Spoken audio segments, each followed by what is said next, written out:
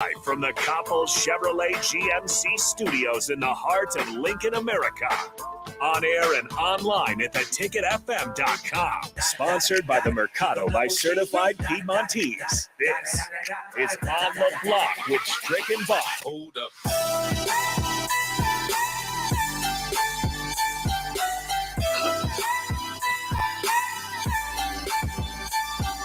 Happy Wednesday to all the blockheads out there. This is On the Block on 93.7 The Ticket. I'm Jake Bachman, and he is the Husker Hall of Famer, longtime NBA vet, Eric Strickland, and we're ready for another day of action-packed sports talk with you. Also, we'll veer off the path a little bit as well. But we got Evan Bland of the Omaha World Herald set to join us in about 20 minutes.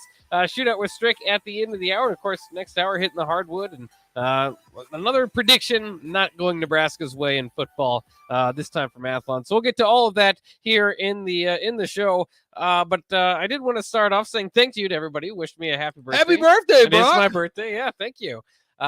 Big Frank off the text line said, happy birthday. May your day be awesome and may no one ever kick out of your finishing move. Yes. Awesome. I just think we need to play that song. One time for the birthday, two time for the birthday. Are you a big birthday guy? Usually I try to keep my head low and avoid people on my birthday. Man, listen, I have really never been a big birthday dude, but I've had family have done some really surprising things that would, it touched me a little bit. Oh, yeah. But for the most part, it's like you, man. I'm just kind of like, I see the birthday. I know the birthday's coming. The crazy thing about my birthday is that sometimes it falls on Thanksgiving. Oh, yeah. So normally it's a family kind of affair. Yeah. It's usually either, like last year, it fell on Thanksgiving. So, I had family around. It was just cool. We just doubled it up, ate good food, and had a wonderful time. Well, at least it's not near Christmas, because if you have a birthday near Christmas, you only get one gift, and it's a birthday/Christmas gift. So that's kind of, or I mean, I could probably play. I don't know how many other. One of my nephews, I think, I want to say, is on the 24th. Oh yeah, Christmas Eve. Oh, that's a rough one. That's rough. But at the same time, on Thanksgiving or Christmas, it also feel like everybody's like, that they're not celebrating your birthday, but at least everybody's in a celebratory mood. So that's kind of cool. Yeah. I mean, listen, you're reaching your prime, my guy. Oh, I know. You're in the mid zone. It's kind of weird because if I was an NFL running back, I'd be toward the end. If I was a Major League Baseball player, I'd be pretty young. I tell people that all the time. I said, listen, you guys, you got to understand that playing sports is like having doggy years.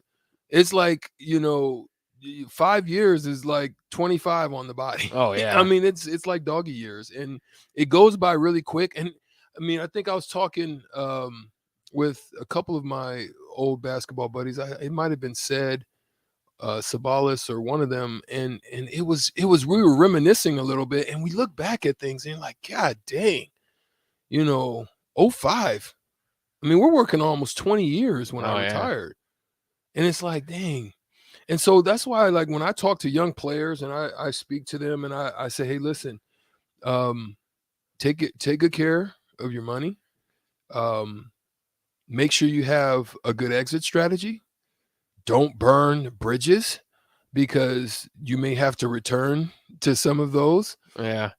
And just make sure that you understand that there's life that exists outside of the game. So therefore, when the lights turn off, that I used to speak to him and say, hey, listen, basketball, I was blessed to do. I was graced with athletic abilities to do it, but it wasn't me. It wasn't like I lived vicariously through the sport. Right. You know what I mean? Like, I like what I'm doing right now. I enjoy this. I enjoy business. And that's why I invested and did things in business and worked in those types of fields. I enjoy networking. I enjoy teaching. That's why I coach. I enjoy a lot of the other parts of life that make me happy, so that when you don't get engrossed in the game, and then when it turns off, you're lost and you don't know what to do. You know what I mean? Yeah. Is that as you've seen your former teammates, is that pretty difficult for most people? Because you would think it would be, just kind of, from playing on national TV, or, just everybody kind of knows you have your sports card or something. And then, it's just the attention gets turned down quite a bit when you're just done. Well, there are some that you can tell that it affects, right? Yeah. for me, I always said, you know what? I'm glad I didn't ascend to Michael Jordan, Kobe Bryant, Allen Iverson type levels. Right. I'm really glad about it. But I was grateful that I was able to be a starter. I was able to be a six man, and I was able to be a bench support guy. Yeah. So I was able to be a part of all aspects of the game. But I was glad because I like to go to the movies. Oh yeah. I'm glad I'm 6'3". Yeah, not 6'7". And I'm not 6'7", right? Yeah. So I can still blend in. And it's crazy, like when people see me. Now, some of them, if they're real basketball fans or real sports fans, Oh yeah. they look and they say, that's strict. Yeah. If they're not, they look and they say, I wonder. But then when they ask me, they're like, do you play football? And so I literally can say, no, I don't play football and keep it moving. I don't have to get into, Here's what I did. Yeah. So it's pretty cool, the way it works out that I can just, say no. Yeah, that's what I like. I've mentioned it before, but I've seen a few when I go to California. In Hollywood, you'll run into people, especially Clippers. I ran into Nicholas Batum, and it didn't take too long for me to like. And like the first time I did it, Rudy Gay is maybe more recognizable, more known, I guess. So the first time I saw Rudy Gay, it's like, was that 6'7" guy that looks exactly like Rudy Gay? That's probably Rudy Gay, right? It's the same thing with Nicholas Batum. It took me a little longer because I was trying to figure. It's like, I know that guy. I know that guy. But the height is a dead giveaway. It's a dead giveaway. And I love the fact that I'm 6'3" because I can still blend in. Yeah. And I can still like just enjoy those things that I like. I like to go to the beach. I like to get on planes. Like when, I was married to Deion Sanders' first wife. So Carolyn was my wife, and so her sons was Deion Jr. and my stepson was Deion Jr. and Deandra. And so Deion Jr. used to play for SMU. Okay. So of course we would go and support him, and we would go to the SMU games, and Deion would show up, and we knew each other because I played for the Mavs when he was playing with the Cowboys. So we had some and the crazy thing about Deion is Deion actually loves basketball. Huh. And my first love was football. So when I talk to him, I'm talking wanting to know aspects of the game football wise, and he's talking to me. He wants to know basketball stuff, and so we have these great interactive conversations about each other's sport from a standpoint of he loves it and I love it. You know what I mean? And so we're sitting there watching games, and people would always come up and they'd be like, "Hey, Deion, can I get an autograph?" Oh yeah. And he's respectful, but he doesn't do it because he knows then the whole He'd stadium be there forever would do it. So he says, "No, I'm here to watch my son," which is rightfully so. I'm here to enjoy my son play this game, and so no, I can't do that right now. And I'm just sitting there just loving it because nobody's asking me nothing. And then one day he just throws it out. You say, "You know who he is, right?" And I'm like, "You mother sucker." So we have some fun times like that, man. It's pretty cool. Did you find it was more, I guess, where was the hardest place to go out to the supermarket? Is it Nebraska? Was it Dallas? Was it one of your other stops? I would say Dallas is one where I'm pretty noticed. recognized, yeah. Nebraska is hit and miss because it's been a long time, and I've been gone a long time. Yeah. And I would say there's still some love in Boston. Yeah, there's still some Boston love there. Yeah, as well there should be. And I've got to go to Milwaukee. Yeah. Oh so yeah, you're about to. I'm going to test the market. Yeah. I'm going to go have a little fun and go out and eat and do things like that. I'm going to test the marketplace and see. Yeah. I was there 2 years, but the other places where I was there 1 year, I mean, Boston, they're just great fans. So yeah, they remember great times, and they've had great times. So that's where it'll be cool. Yeah, well, I find all that stuff kind of fascinating to just to see, and I obviously, like you said, I mean, Deion. It doesn't matter how tall Deion is. I mean, he's a superstar. So I mean, that would be tough to go anywhere. Where can you go with a name like Primetime? Yeah, I mean, he kind of called it on himself. But where are you gonna go, man? You're Primetime, bro. Yeah, but that's certainly interesting. I wanted to. We'll get to the text line. There's a few people talking off the text line. John Cortland says happy birthday. So thanks to for that. Jory says, Strick, do you enjoy cigars? Need to stop by Capital City Lounge. He's a shout out there and meet the owner. Says a great place. So Oh wow, yeah. Capital City. Where's that? Is that in Lincoln? I believe so. Capital City is Lincoln. So Capital Cigar Lounge. Yeah. So Is that? Well, I go there. oh well, there you go. Well, let me chime in if so. Is the it's up there in like 14th and Old Cheney area? Yeah. Let us know. Yeah, let us Jory, know. what you're I'm pretty about sure. because, Yeah, I've been there. Strick does like a cigar too once in a while. So Yeah, AD. Yeah, AD, who's going to be on tonight? Oh yeah. You know, with and Riffing Chris with Raff. Raph, yep. They're my two go-to guys. There's And some when I cigar go, guys, I'm too. pretty sure it's Capital. I'm Oh, pretty yeah. sure that's the one we go to. Yeah, it says 14th and Old Cheney. 14th and Old Cheney. Well, Yeah, there you that's go. Capital. Yeah. Yeah. You've already been. Great crew out there. I do enjoy it. I Well, go there out you there go. even sometimes before I come over here. Oh, nice. A day cigar. Yes. Yes. Yes.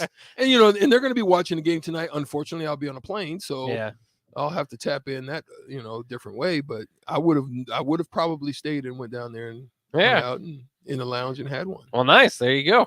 I usually I don't smoke too many cigars, but I did when we used to have our golf outings. Great for golf it's courses. great for golf courses. Yeah. Man. You know, it just kind of eases my tension. And great conversation. Get on the green and lay it down. Oh yeah. Pick it up, roll out. Yeah, man. Great cigar on the golf course. Yeah. I think that's where I started. That's really how I started. Yeah. And you look cool. Cigars, at least you have the cool look for it. So I don't know what it is. I always find that kind of weird because that was like, I wonder if that's when like smoking kind of started, was just because it looked cool, because it's kind of an odd thing when you actually think about it. Think about the commercials, right? That were back in the 70s. Yeah. The camel commercials. And they made it look Everybody real looked cool. sexy. The cowboy Yeah. looking real sexy. They had to stop that because of that. Because of that. And Yeah. put those, Even- those labels on it. Even the cool camel, like, this guy's too cool. He Yeah. can't be- Joe the Camel, I think Yeah. his name was, Joe right? Cool, yeah. Joe Cool. Yeah. And With those glasses on. but yeah, no, man. Actually, I'm supposed to go in September. Be John Starks, who played with the Knicks, and I missed him Knicks. playing there. Competed with him when he was there, but John Starks, he has his own cigar line and he has his Okay. own cigar shop, and That's cool. he's doing a foundational golf tournament in September timeframe. So I've got invited to head out there for that.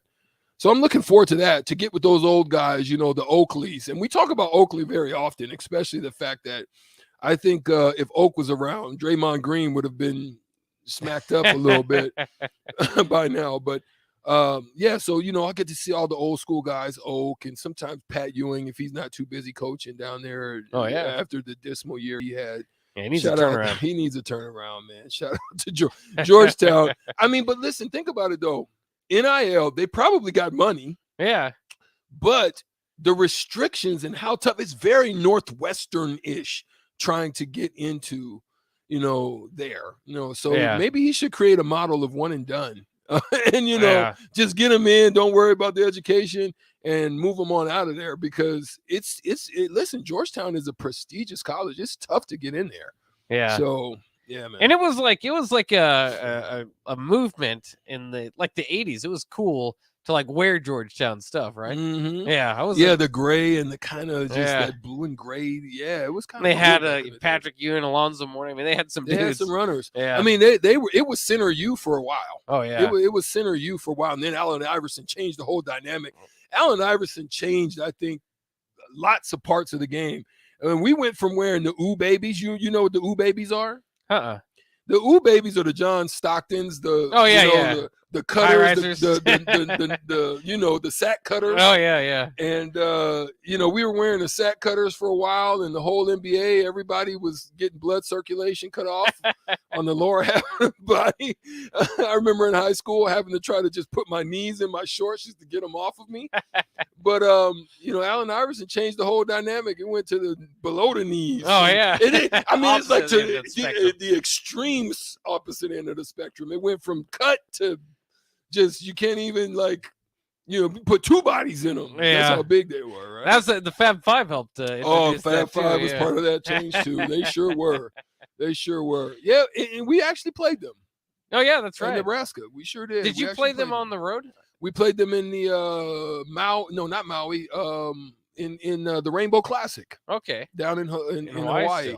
And we only lost by 6. Nice. We if we would have hit a few more shots, we would have beat them. It wasn't like they beat us. We just missed shots. If we would have made a few more shots, we would have won that game. Was this early in their tenure? Were they already kind of second year? That was after they had went to the Final Four. Okay. Yeah. It was. This is why we were so competitive, because we were like, man, bump the Fab Four. We ain't the Fab Five. We the Fab Four. Me, Dre, Badge. Me, Dre, Badge, Jerron, we was like, shoot, we coming in too, baby. Yeah. That's kind of, we came in with just a lot of swag, and we competed, but we just came up short. Yeah. Either way, that's a historic team that never won the finals. No. But obviously Chris Webber has the infamous timeout that he calls. Infamous timeout. Yeah. John Starks, by the way, they brought him up. I just always think of that dunk that he had against the Bulls. He really yammed one down, so he was kind of fun. The left hand, the crossbody left hand baseline. Oh yeah. Oh yes. Oh, beautiful. Well, I've got a memory. I wish I could find that tape.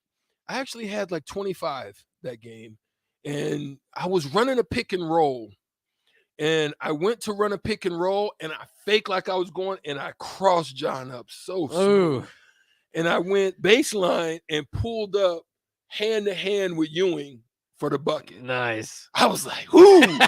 I was geeked on that. I wish I could find that tape. My gosh, you get memories like that in your head. You just wish you can keep them. Matter of fact, I've got some tapes of some old Nebraska games. They're on the VHS.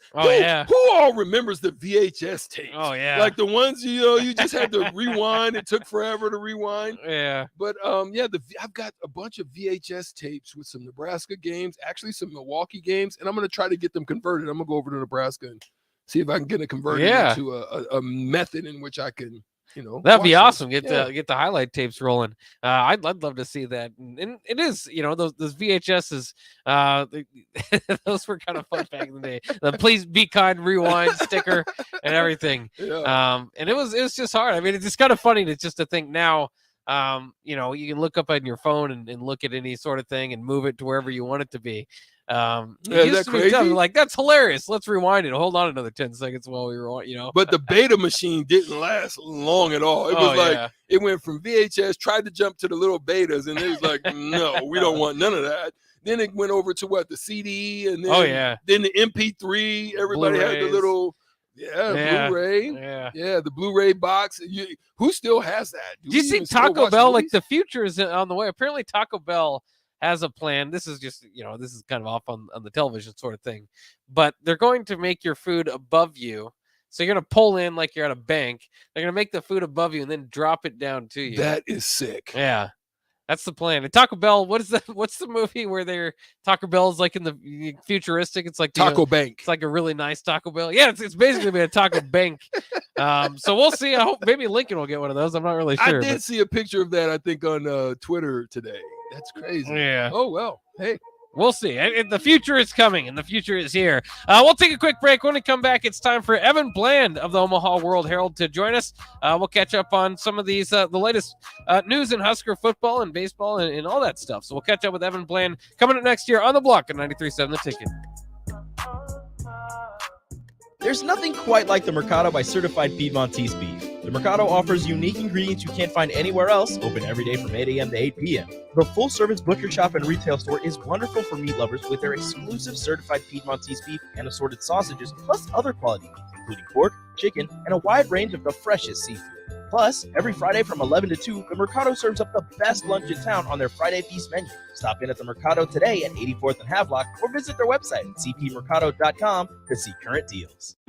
This is your High School Minute. With your Southeast Community College High School Minute, I'm Gus Cottle. In the senior division of Legion Baseball, Carpetland tied with Papillion La Vista 8-8. Creighton Prep defeated Sampson Construction 7-1. Union Bank defeated Barnstormers 7-6. Pinnacle Bank defeated Millard North 4-3. Bellevue West defeated Bennington 8-1. Omaha Burke defeated Carpetland 6-5. And Papillion La Vista South defeated Carpetland 8-6. 4 Lincoln players have made this year's Baseball Super State First Team. Lincoln East Keegan Brink and Jalen Worthley, and Lincoln Southeast Max Budenbach and Will Jetski.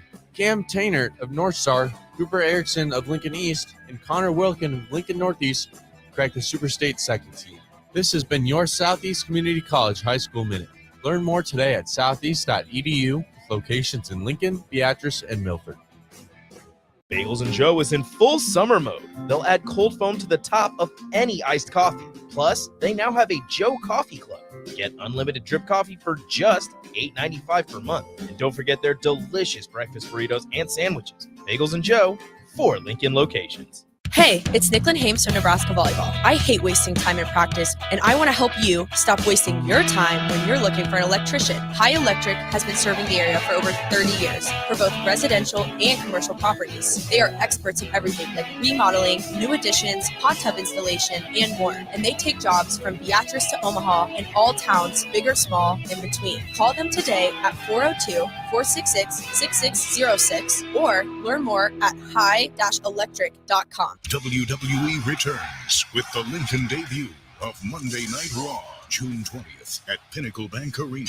You'll see the return of the American Nightmare Cody Rhodes. He'll go one-on-one with Seth freaking Rollins. You're on! Raw Women's Champion Bianca Belair. W-E-S-T. Randy Orton and Riddle. RK Bro. Becky Lynch and more. Tickets start at $20. Get yours now at Ticketmaster.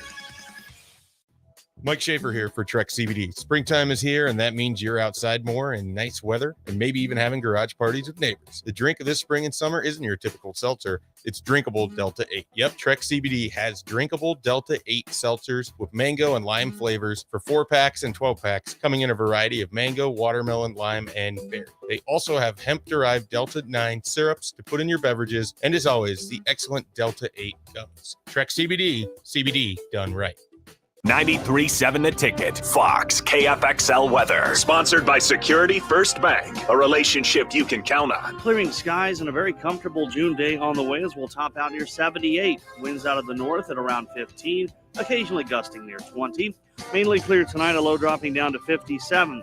We'll see a chance of thunderstorms moving back into the region by tomorrow afternoon with a high of around 82. I'm meteorologist Tim Wright for 93.7 The Ticket and theticketfm.com. The weather in Nebraska is unpredictable every day, and that's no fun when you're trying to golf. Double Eagle Golf in West Lincoln is now open to let you play in perfect indoor conditions daily. Double Eagle Golf has 5 simulator bays to hit in, by far the most in Lincoln. It has a fully stocked bar with beers and cocktails for you to enjoy while you play. Double Eagle Golf is open each weekday from 7 a.m. to 10 p.m., so you can start the day there, take a client over lunch, or end the night with friends. Check out Double Eagle Golf today inside the Kinetic Sports Complex on West O Street. Happy Hour with Nick Sainert and Enrique Alvarez Clary. The problem is when NIL was first instated, the NCAA was just like, okay, well, we're taking a step back. Go ahead, do it. You guys handle everything you want, universities, and feel free to deal with this as you see fit. In my opinion, when you insert that word contract and you have an agent, that's when it becomes more professional-like and less about a college athlete making some money off of their name, image, and likeness. Weekdays from 2 to 3 on 93.7 The Ticket and theticketfm.com. Put a frog in a pot of boiling water and it'll jump right out. But put a frog in a pot of cool water and slowly heat it up, that frog will boil.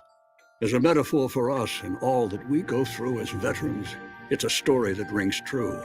We learn to endure the heat in silence. We apply what we learn to life, the bills, the job, the family, things we're expected to handle with ease. When life heats up around us, we just try to stay afloat. We let the water boil. Reaching out isn't easy, but you've never been interested in easy. You joined because you were not afraid of hard work. You are not a frog.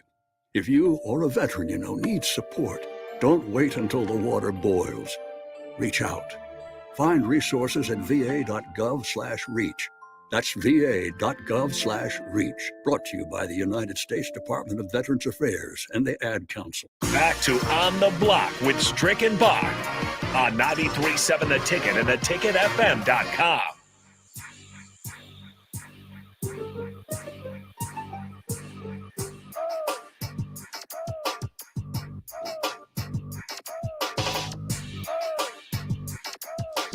We are back on the block here on a Wednesday and getting prepared to College World Series, actually, just around the corner. Very excited for that every year in Omaha, something to look forward to. Strick, have you been to a College World Series? I have. Hey, but for me, I haven't been in the new stadium. I've been to yeah. the old Rosenblatt College World Series. Now, tell me this, Bach.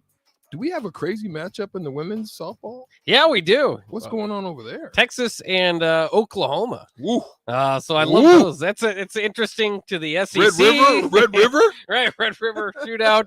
The SEC, the Big 12. I think the Big 12 is going to get, I don't remember. I don't know if it's the same thing where it's like a share of the money goes to all the teams in the conferences. That's, from football at least. But I'm interested to see how kind of softball goes, how that goes. Oklahoma is a beast. Oh yeah, they are. They're that good. They did lose to UCLA in the College World Series, so it's interesting. We'll kind of see how that plays out. And looking forward to the College World Series in Omaha. We have Evan Bland of the Omaha World Herald, very plugged into the college baseball scene. Evan, welcome aboard. How's it going, guys? It's a full studio show now, right? You guys are both in there. Yeah, we're all in the house. Everybody's on the block right now, Evan. So it's always a pleasure to have you join us. Heck yeah, man! Thanks for having me. Yeah, and like we were saying, I mean, if you haven't made it up to Omaha for the College World Series, you've got to go. And Strick, you got to go to the new stadium. I'm sad I didn't get to Rosenblatt ever, but that was just a young man's mistake, I suppose. Evan, how long have you been going to the College World Series? So I started with the World Herald in 2009 and got a chance to cover a couple of the last two seasons at Rosenblatt in 2009 and 2010. I got out there as a kid. So I grew up in Lincoln. So I got out there once or twice as a kid, but really made it an annual thing. Yeah, starting in about 2009. And, it's you kind of look back on some of the Rosenblatt memories people have, and it was such a festive sort of organic atmosphere, and it's become a lot more organized and streamlined, or some people might call it corporate now. But it's a really cool event. I always encourage anybody regionally or in the country who hasn't been just to come check it out. Even if you don't like baseball, like, it's the atmosphere around the stadium and inside the ballpark is really cool. Evan, what do you think about the impact on the city? Like, think about the impact of what COVID did to it, not being able to really enjoy it and all of the things that was lost during that period. But what is like the impact to the city and the Omaha and to just that downtown area? Like, what is it like? I mean, I'm glad I'm going to be here, but just give me a little taste of what it's like, my eye. Yeah, I mean, if you're going to go to say you're going to an evening game, the way to go is probably to show up in the early to mid-afternoon and just sort of walk around. I mean, they've got the mattress factory set up if you want a drink. They've got different exhibitions going on for kids, so you can kind of see like the dynamics of baseball, or you can get into a batting cage and do different things. There are a lot of restaurants around there. I mean, there's a restaurant right adjacent to Charles Schwab Field that's called the Blatt, so you can grab a burger and have a drink and hang out. And then you get into the park itself, and the concourse is set up so even if you don't have a seat, you can just kind of walk around, and there are local vendors and always really creative food. I think they've had colossal tater tots and different ridiculous toppings on burgers inside the park and things like that. Wow. And so again, it's one of those things that like everybody can connect with in some way. And you mentioned COVID, like that event or that pandemic really did sort of accentuate or remind people what this was about, because it's just like anything in life, when it comes down to it, it's about relationships. And you hear all these stories about family members who would always meet up at the College World Series every year, or fathers and sons who've been making the trip for years and years, and you don't have that. Mm-hmm. And you miss the games, and that's surely part of it, but it's the experience, it's the community, it's the fellowship, just even between fan bases, like people that would park, they would have the same parking spot for years and years. And maybe one of them would be a Texas fan and one of them would be an LSU fan, but man, those were your spots, and you figured it out. And so I think that's probably the coolest part of this thing, is the fact that the event's been in Omaha for so long. Yes, it moved from Rosenblatt to downtown, but like the people that go always go, and the friendships that you build over time are the things that really matter the most. As we look in this weekend, they'll get into the super regional. So obviously we don't know the 8 teams that'll make it yet. But what teams kind of have your eye as we head into this thing? Which teams do you think will make it to Omaha? You don't have to break down every super regional, but which teams do you think have the best chance at taking home the crown in Omaha? Well, I mean, you guys talked about Oklahoma softball. The baseball version of that this year is Tennessee. I mean, they don't have the tradition maybe quite that Oklahoma softball does, but they've been far and away the best team in the country this year. I mean, they've been number one pretty much wire to wire. You hear talk about Tennessee versus the field, and there's a lot of truth to that. I mean, they do it all well. Home run in terms of power, fielding, pitching, all of it. They've got pieces and depth all over the place. So that's one I think you have to certainly look at being a favorite to make Omaha and then to win the thing. And then you've got 11 national seeds, so they seed 16 every year for the tournament. And this year, 11 national seeds are in the supers, which would tell you that a lot of the teams that perform the best over the course of the season are still there, involved in this thing. Oklahoma is a hot team that's sort of come on. Arkansas is a team people are familiar with that's come on. And so I think that's the other interesting part too, right, is the fan bases that show up. Like if you're an Omaha vendor, you were rooting for LSU to get to the supers. Now they didn't quite get there, but you have a lot of fan bases that make their mark in Omaha. Like I said, Arkansas, Texas is one. If Ole Miss were to make it as a 3 seed, they would light this place on fire, just like Mississippi State did last year. So, a lot of intrigue. The product has been really good this year. Scoring is up in college baseball. So if you think back even 10 years, I think 7 or 8 years ago, there were 3 home runs hit at the College World Series. Last year, there were like almost 30. Ooh, so that trend is continuing. If you love long balls and offense, this is the game for you. And I imagine we're going to see a lot of high-scoring weekends here this next weekend as teams try to get to Omaha. That's fascinating. What do you think is playing into that dramatic shift? Well, best pitchers, it's interesting Evan, let's because be real. they made the bat change about 10 years ago, which really depressed offense, and that brought it way down. And what's happened since then is they made a ball change in 2015 where they flattened the seams on the ball, so that's allowed less wind resistance, and that makes a difference. And studies would say that would make a difference in 20 to 30 feet and how far a ball would go.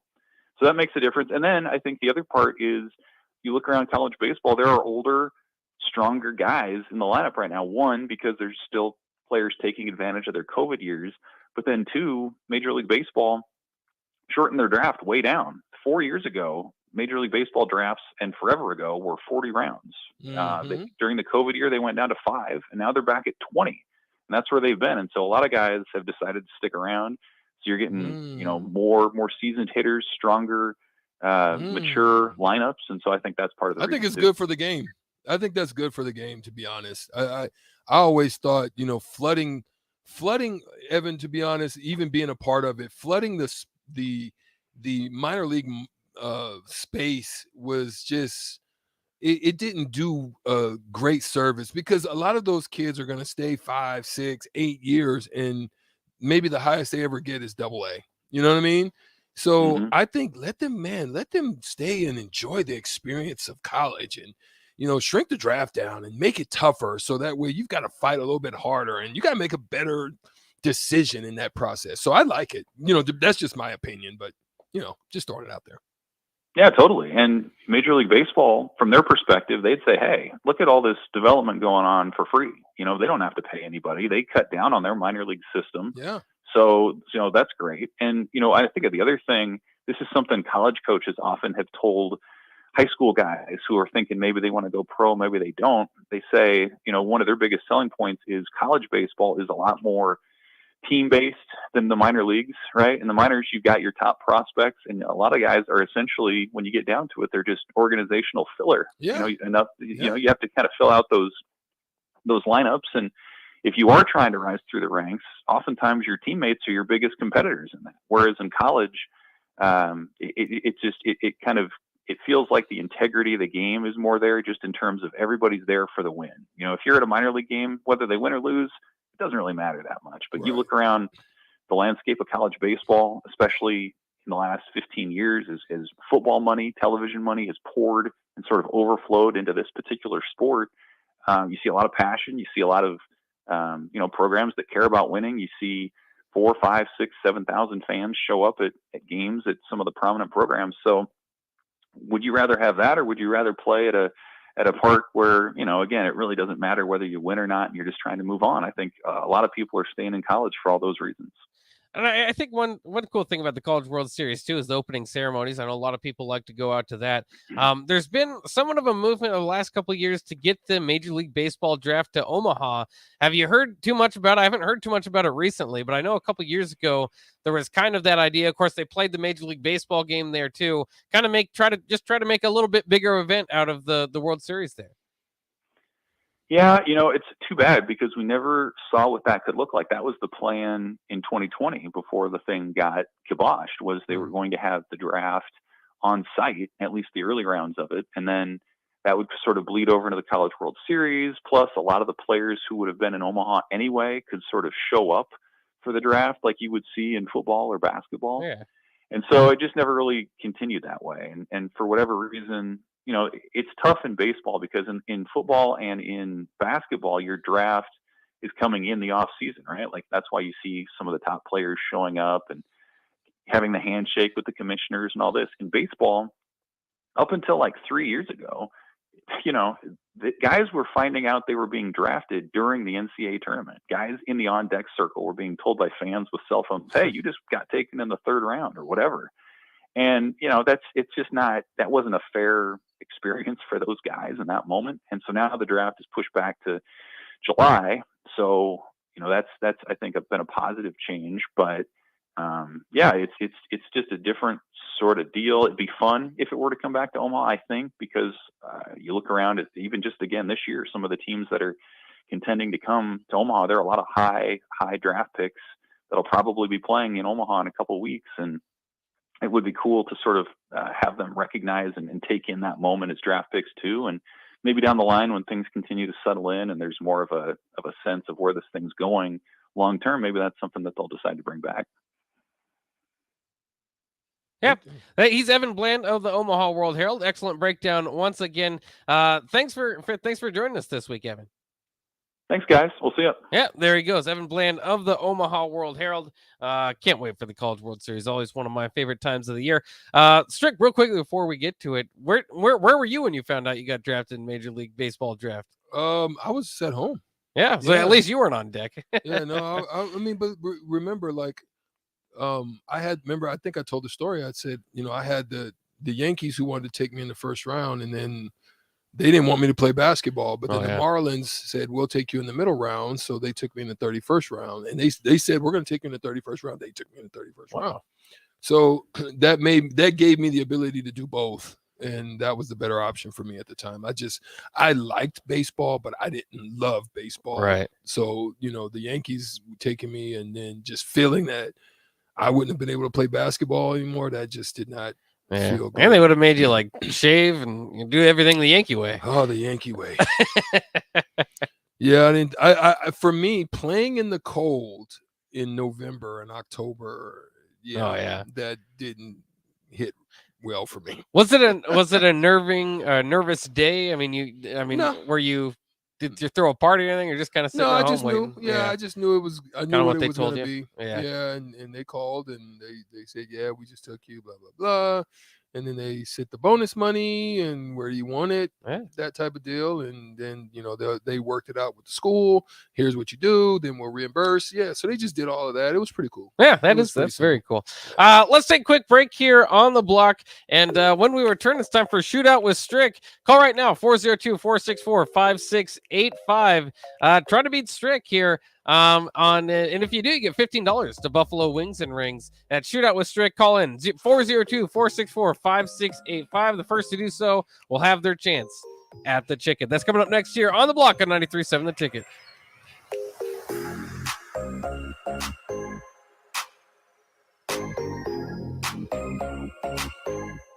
Hello, everybody. I'm Charlie Stone, and joining me is Andy Goodyear, General Manager of Honda of Lincoln. Andy, how are you? I'm doing great, Charlie. Andy, I know you have hundreds of new Hondas on the way, but let's talk about your pre-owned inventory. You know, everyone in Lincoln and the surrounding areas know we sell new and pre-owned Hondas, but a lot of people I talk to don't realize that we sell all makes and models. All makes of imports and domestics, right? Yes. In addition to Hondas, we sell Toyotas, Nissans, Volkswagens, Kias, domestic vehicles, and we have more than 125 to choose from right now, with fresh trade-ins arriving daily. Andy, I hear about many people choosing certified pre-owned. They are, Charlie. It's like buying a new car with a 7-year, 100,000-mile warranty and a special low-rate financing. Best of all, the customer can take immediate delivery. Come experience the Honda of Lincoln way of doing business. 27th and Yankee Hill Road or online at hondaoflincoln.com. Brown Shoe Fit is gearing up for spring with new inventory on the way. They're stocking up on new spring sandals and athletic shoes daily in brands like Brooks, Hoka,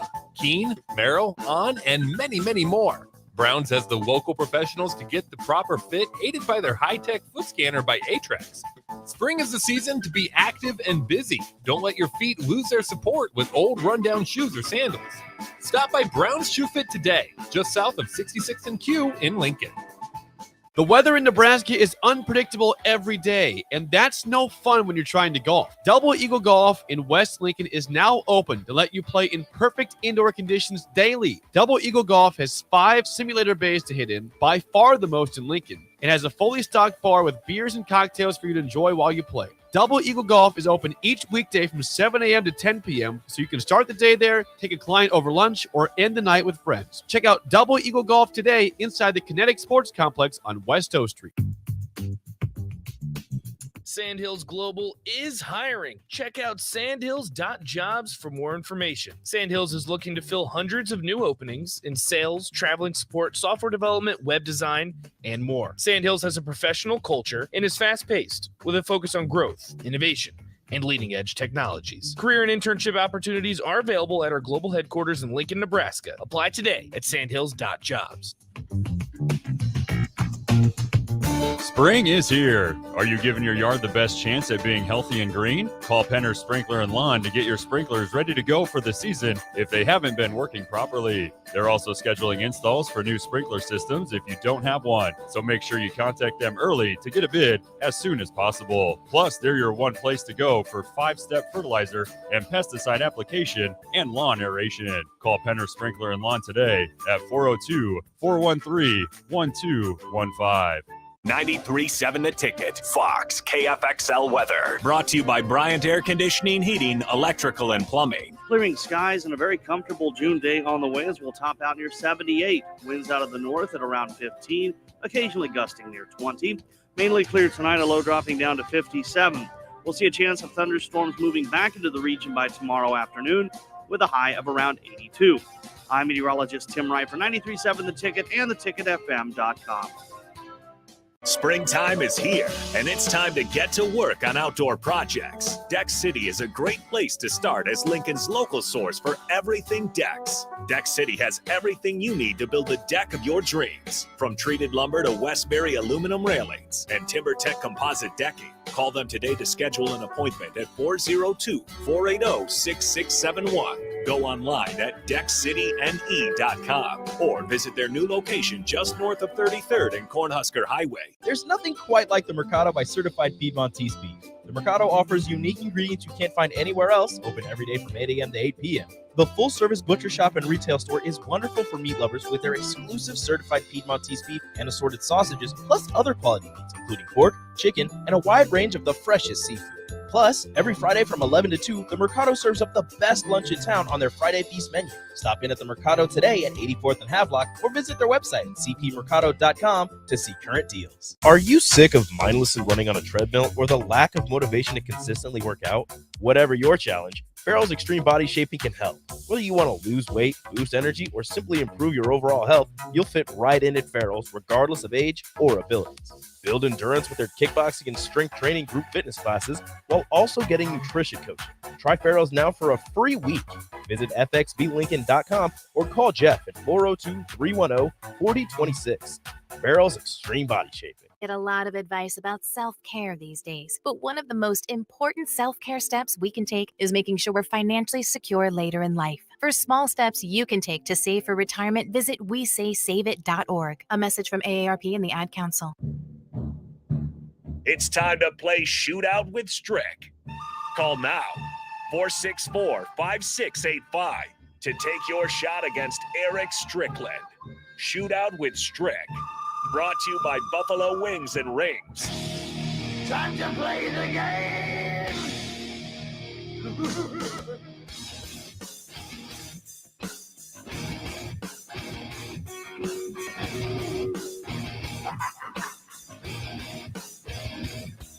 It is time to play our favorite game here on the block. It's time for Shootout with Strick, where Strick is a clean 2-0 on the week, going for a 3 in a row where he would be on fire. It was rough. It was rough yesterday. That was a tough one. I had to go to overtime. Overtime, and I had to hit a Jordan Poole to win that one. Oh yeah, deep one. Let's get. We have Braden on the Honda of Lincoln hotline. Braden, today's topic is my favorite things because it's my birthday, and so that's what Nate tried to make it. So hopefully you listen to the show a little bit. All right. I was expecting a year. Yep. Yeah, he did his research. In a row. Yeah, he was doing his 2018. He was thinking, we threw you off a little bit, but you know what? That's fine. I'll do what I can. All right. Well, first we'll get the Strick score, then we'll go to Braden and see who is the victor today. Strick, are you ready? Ready. All right, we'll go in 3, 2, and 1. What is my favorite basketball team, Bulls or Celtics? Celtics. That's correct. Buck claims he is the leader of the fan club for who? Mike Riley or Bill Callahan? Callahan. That is correct. This is my favorite baseball team, Yankees or Red Sox? Red Sox. That is correct. Buck is a defender of this Purdue quarterback, Ryan Helinski or Aiden O'Connell? O'Connell. That is correct as well. And I recently went to which college football team's spring game? USC. That is USC. So 6 points. This might be a bit of a disadvantage for Brady. After all, you are my co-host, so should know a little bit about me. We'll see if Braden can get the tie, so we can get to overtime. Braden, you can't miss one, okay? Yeah, I should probably just hang up now, but I'll go for it. All right, we'll go in 3, 2, and 1. Bach is a fan of this sandwich the ticket gives away every week. Good Sense or Jimmy John's? Good Sense. That is correct. I claim to love this band, Creed or Rolling Stones? Rolling Stones. It's actually Creed. This is my favorite NFL team, Packers or Cardinals? Packers. I'm actually a Cardinals fan. I'm a host of On the Block, sponsored by who, the Mercado or Wingstop? Mercado. That is correct. And I am a defender of Adrian Martinez. Where did he transfer? Kansas State. He did transfer to Kansas State, so you total 4 points, which is not quite Strick's total there. But, Braden, you are in luck. You're not necessarily a loser today. If you hang up, call right now, 402-464-5685. You have just as good a chance as anybody to win the chicken on behalf of Strick, who From fights the for the people. So caller number 3, Braden, hang up, 402-464-5685. We'll get $15 to Buffalo Wings and Rings, and Strick deserves some shout-outs here. Flawless victory. And you did win 3 in a row, so I'll see if we've got what in it the is. folder. It's pretty important here. If we can, it'll take me a minute though. That's why I'm trying to stall to get to the. You listen, Bob. I got railroaded on my move week. Oh yeah. So I had to make a comeback, baby. I couldn't just go down without swinging. I couldn't just go down without shooting. I had to do what Allen Iverson did to Tyronn Lue. I needed to step over the body after I hit him with a corner 3. Yeah. I needed to get it done today. And it was a must. And I did it. And you did it.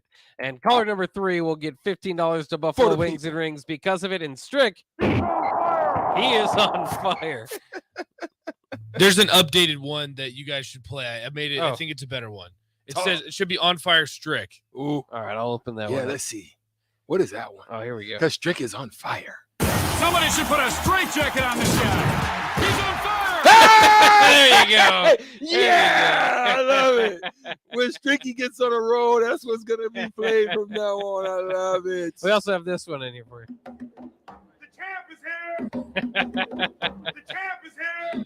You know what it is, Bob.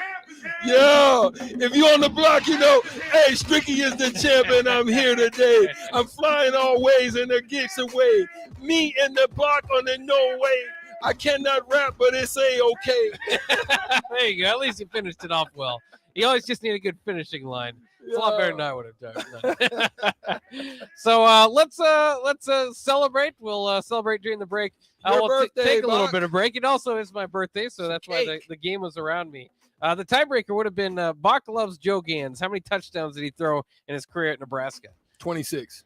44 for Joe Gans in his 2 years. I would have lost that one. Yeah, you might have lost that one. But you do remember Zach Taylor's 26 in a season. So maybe that's where that number came from. Dang it. But in any case, it's been a good time. It will continue to be a good time. We'll take a quick break.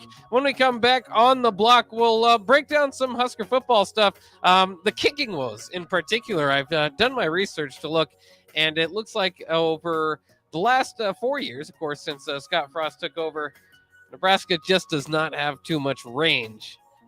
And so that is limiting their offensive output. We'll break that stuff down. Coming up next year on the block on 93.7 The Ticket.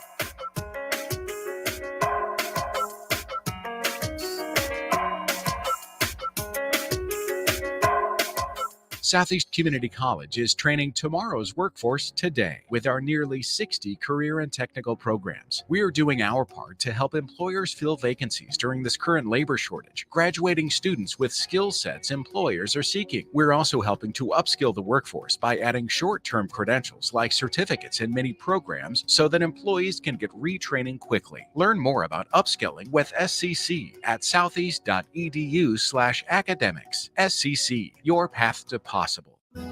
You know that feeling after a good, hearty meal? The worries of the world just slip away. Time slows down. Nothing but good times and good company. That's what you get with Mary Ellen's Food for the Soul. Mary Ellen's does food right, with a menu that includes smoked wings, pulled pork, brisket, catfish. And don't sleep on their sides, shrimp and grits, collard greens, baked beans. It's food that makes your heart happy. Mary Ellen's Food for the Soul, just east of 27th and Pineland. Let them fix you a plate. Landmark Implement, your local John Deere dealership, is searching for mechanics of all skill levels to grow with us. Landmark offers a competitive wage, full benefits package, along with paid time off within just 60 days of employment, as well as a 401k and a boot and clothing allowance. Interested in becoming a part of the Landmark difference? Apply now at landmarkimp.com/careers or contact Deanna 402-310-7561 or email careers@landmarkimp.com. That's landmarkimp.com. Landmark Implement is an equal opportunity employer. Spring is here. Are you giving your yard the best chance at being healthy and green? Call Penner Sprinkler and Lawn to get your sprinklers ready to go for the season if they haven't been working properly. They're also scheduling installs for new sprinkler systems if you don't have one. So make sure you contact them early to get a bid as soon as possible. Plus, they're your one place to go for 5-step fertilizer and pesticide application and lawn aeration. Call Penner Sprinkler and Lawn today at 402-413-1215. 93.7 The Ticket. Fox KFXL weather. Sponsored by John Henry's Plumbing, Heating, and Air Conditioning. Clearing skies and a very comfortable June day on the way as we'll top out near 78. Winds out of the north at around 15, occasionally gusting near 20. Mainly clear tonight, a low dropping down to 57. We'll see a chance of thunderstorms moving back into the region by tomorrow afternoon with a high of around 82. I'm meteorologist Tim Wright for 93.7 The Ticket and theticketfm.com. There's nothing quite like the Mercado by Certified Piedmontese beef. The Mercado offers unique ingredients you can't find anywhere else, open every day from 8 a.m. to 8 p.m. The full-service butcher shop and retail store is wonderful for meat lovers with their exclusive certified Piedmontese beef and assorted sausages, plus other quality meats, including pork, chicken, and a wide range of the freshest seafood. Plus, every Friday from 11 to 2, the Mercado serves up the best lunch in town on their Friday Feast menu. Stop in at the Mercado today at 84th and Havelock or visit their website at cpmercado.com to see current deals. Mike Schaefer here for Trek CBD. Springtime is here, and that means you're outside more in nice weather and maybe even having garage parties with neighbors. The drink of this spring and summer isn't your typical seltzer. It's drinkable Delta 8. Yep, Trek CBD has drinkable Delta 8 seltzers with mango and lime flavors for 4-packs and 12-packs, coming in a variety of mango, watermelon, lime, and berry. They also have hemp-derived Delta 9 syrups to put in your beverages, and as always, the excellent Delta 8 gummies. Trek CBD, CBD done right. Put a frog in a pot of boiling water and it'll jump right out. But put a frog in a pot of cool water and slowly heat it up, that frog will boil. As a metaphor for us and all that we go through as veterans, it's a story that rings true. We learn to endure the heat in silence. We apply what we learn to life, the bills, the job, the family, things we're expected to handle with ease. When life heats up around us, we just try to stay afloat. We let the water boil. Reaching out isn't easy, but you've never been interested in easy. You join because you are not afraid of hard work. You are not a frog. If you or a veteran you know needs support, don't wait until the water boils. Reach out. Find resources at va.gov/reach. That's va.gov/reach. Brought to you by the United States Department of Veterans Affairs and the Ad Council. This is Lincoln's home for sports talk on the FM dial. Also online at theticketfm.com. On the internet. KNTK FM Firth, 93.7 The Ticket. This is On the Block with Strick and Bach. Nebraska Basketball Hall of Famer and 9-year NBA vet, Eric Strickland. Strickland for three. You're going to go out of here as the Big 8 tournament champion. 93.7 The Ticket veteran and Ortega connoisseur, Jake Bakoven. I like Ortega and I like pepper. Coming at you live from the Coppel Chevrolet GMC studios in the heart of Lincoln, America. On air and online at theticketfm.com. Sponsored by the Mercado by Certified Piedmontese. This is On the Block with Strick and Bach. Hold up.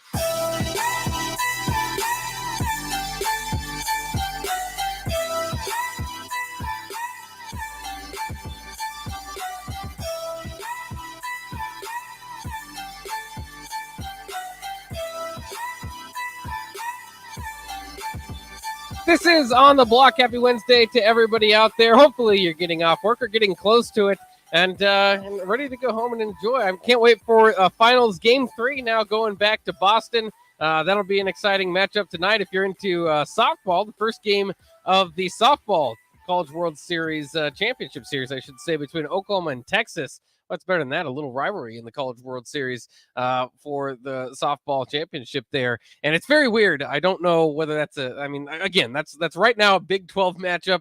Feels really SEC-like, but I guess that won't be the case until around 2025. But either way, it's weird that Texas is the underdog. Texas is the team that nobody necessarily saw getting here. Oklahoma's been the dominant team all year long.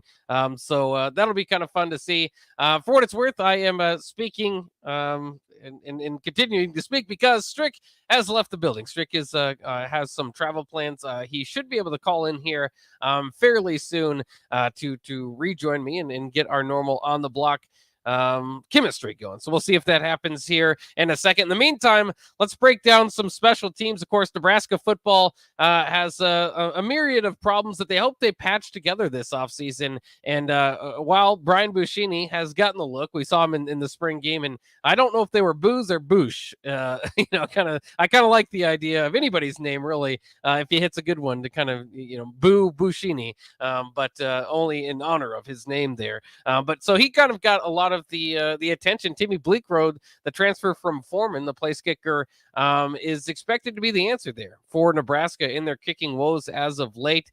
I thought it was interesting to kind of run down some of these programs and what they've done as far as kicking it from distance, because as we all know, the hashtag college kickers kind of gets thrown out there from time to time if anybody misses an easy one. But it is quite impressive to hit one from deep, from 40 yards and beyond. So I broke down the numbers for the Big Ten and where Nebraska ranks in those during the Frost tenure. And it's not very good, as you would expect. I just wanted to see, is Nebraska alone? Are there other teams that are struggling with this? Because, Nebraska for the longest time kind of got, you would feel like they were kind of spoiled. They, from the Chris Brown, the Josh Brown days, into the Alex Henry and Brett Mahers and plenty of guys in between that were pretty solid. Even Sandro DeAngelis, Jordan Congdon going back there a little bit. But I mean, even, pretty solid. Pat Smith, the names just kind of keep going. And when you combine that with the punters that were making the NFL, of course, Sam Cook just recently retiring. He replaced Kyle Larson when he was at Nebraska. Was kind of a kicker, kicker U, punter U, special teams U for a while, and it just has not been that case for quite some time. Maybe toward the end of the Riley era. And remember, Drew Brown was here; he was a solid kicker. And then, of course, Connor Culp won the Big Ten Kicker of the Year a few years ago, and then very much struggled last season. Interestingly enough, when I went back and looked at the numbers there, and kind of remembered it, but didn't see what it was exactly there, is that Connor Culp hit a lot of field goals under 40 yards the year that he won Big Ten Kicker of the Year, of course, 2020. I don't think he probably should have won it. He was 13 of 15, I believe, from altogether, and missed 2 inside 40. Keith Duncan over there at Iowa, who I know we don't like Keith Duncan. He blew the kiss to Nebraska fans after cementing the loss a few years ago. I think that was in 2020, in fact. So I understand the disdain for him, but even still, he was like 14 of 18 and included some, several long distance shots. So I think that sometimes we kind of get lost in that kicker of the year discussion too when we talk about special teams and where the blame falls on it. It's kind of interesting. I was talking to Nate about it the other day on the Ticket Water Cooler, and it's I would just say that it's got, you just can just kind of throw that blanket, that award of Big Ten Kicker of the Year on there. But it was solid. I mean, I don't want to take away from it. I'm just not sure if that was as deserved as he got it, I suppose. But in any case, he struggled last year. Now Nebraska again is going to turn to Timmy Bleekrode. But if you're kind of wondering, and I'm getting really into the weeds there with the field goal kicking, because I love it for what it's worth. I've always been a long distance guy. I love watching deep threes in basketball. I'm really interested in maybe it's just because of how bad I am at kicking a football. And how bad most of us, I suppose, are at kicking a football. But I'm amazed at 50-yard field goals. I think it's one of the craziest things. And I know that a lot of people don't like it or don't want it to factor into football. You can argue all the skill position players and the defensive and offensive linemen, battling and ramming their heads into each other all day long, and then it comes down to just some guy who doesn't even run too much during practice to kick a field goal. So I can understand the frustration there, but I always love field goal kicking, and it really does, and it has had an impact on Nebraska football over the last several years, to the point where they it's hard to have too much confidence, and they've had red zone struggles, but they just haven't had the feel like they could hit a long distance shot.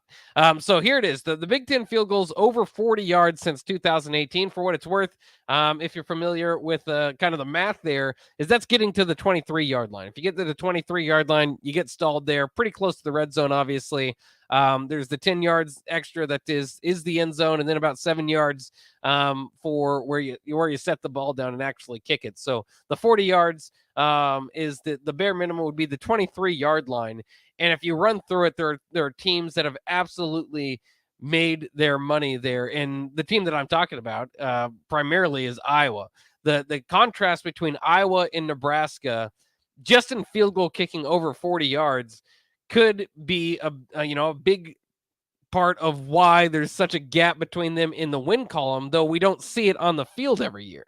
So Iowa in the last 4 years was 38 of 48 for 79. That's a 79% percentage, 114 total points in those 4 years off those field goals.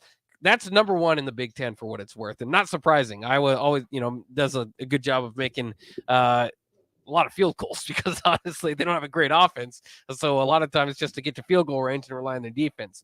So maybe not surprising. But in any case, on the contrary, Nebraska, 6 of 14 Again, that's compared to number 1 Iowa, 38 of 48, number 1 in the Big Ten. They're number 2 last year at one time, but no one wants to hear number 1 Iowa again, so I'm sorry to say that. But number 1 in the Big Ten over the last 4 years with field goals over 40 yards. They've just attempted 48. That's how much they have confidence in their kickers to Nebraska's 14 attempted. Nevertheless, they hit 79% of them. Nebraska's hit 43% of those shots. 114 points total for Iowa, 18 for Nebraska. And when you think about the fact that Nebraska, much publicized 5-20 in 1-score games, including 0-8 last year. Some of those come down to field goals and field position, and having the confidence to go out there and knock one in. Kirk Ferentz on the opposite of that the last 4 years. Usually kind of think about try to be 500 in 1-score games, 11-9, so right on path for that. So I'm just fascinated by it. Nate will bring you in here as well as haven't heard from Strick yet. We'll see if he calls in the next few minutes. But we have Nate, my producer here, and of course, co-host on the Ticket Water Cooler. I know, maybe this is some really football nerd stuff, and I don't know how much you're into field goal kicking, but you have to admit, over 4 years, the difference of 114 points to 18 points in field goals over 40 yards. That's a big discrepancy. And that's why I always go back to, when we have this argument, I know you don't feel like Scott Frost should take on too much of the blame for last year's field goal problems. That's why I say it's not just last year. It's been his whole tenure here. And I was winning games because of their special teams unit. Nebraska our hope is just to not notice it because it's been bad the last several years. Listen, say what you will. Also, thank you for having me back, Buck. I had to do some podcasting. I had to make sure that we get some of the logistics done behind the scenes. Here with holistically, I would say he should take the brunt of the blame. Field goal kicking's not one of them, because your issue was when he started out in Nebraska. I think it was 2019, maybe 2020. 2018, yeah. He went through how many kickers? 6. 2019, he had 6 different kickers, yeah. Okay, so you ask him to fix up the field goal situation, however you want to interpret fixing up the field goal situation. Connor Colt was the field goal kicker, Big Ten field goal or Big Ten kicker of the year. Which, again, I know you might have a different opinion. You might think he wasn't deserving of that. But at the end of the day, he was one field goal over 40 yards. But he was voted the kicker of the year in the Big Ten. Scott Frost can't look into a magic 8 ball and anticipate that he's just going to forget how to field goal. Like last year, when you send him out there for 35 yarders, I don't know, Bach, you might have the specific details of how he was from 30 or 35. I'm not entirely sure. But it was abysmal. And I don't know how you could possibly blame that on Scott Frost, because we reached the situation that you have to let him kick it. Because like you said, those points are valuable, especially when you look at Nebraska's season last year. How many of those field goals, if they had gone in, we would have a different outcome? And yes, you can maybe blame Adrian Martinez for his lack of red zone success. You can blame the team in general for the lack of red zone success. That probably goes into it. Some of those drives should have resulted in touchdowns. For what it's worth, the red zone struggles, a lot of it has to do with not coming out with any points on it. So it was the missed field goals that hurt more so than not punching the ball in the end zone.